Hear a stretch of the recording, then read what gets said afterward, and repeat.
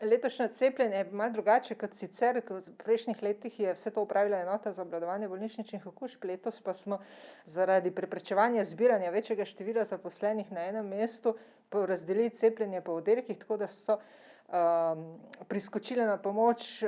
zdravstvena nega, za kar se zelo, zelo zahvaljujem, in pa seveda tudi zdravniki na oddelku. Cepljenje je bilo v največji meri izvršeno že oktobra, začeli smo v Sončku, ampak tudi še v novembru in v decembru se lahko cepite, pravzaprav dokler ne pride do epidemije gripe, je cepljenje smiselno in v bistvu je smiselno tudi še med epidemijo, tako da vsi tisti, ki se zaenkrat še niste cepili, ste oklevali, lepo povabljeni in izkoristite še to možnost, cepivo je še. Kljub temu, da se vzorčki, ki se pošiljajo v laboratorije, ki se ukvarjajo z respiratornimi vzorci, redno kontrolirajo in preverjajo tudi na prisotnost tega virusa, razen mogoče posameznega po evropskih državah, gripe ni bilo zaznati, tako da o kakšnem pojavu gripe zaenkrat ne moremo govoriti.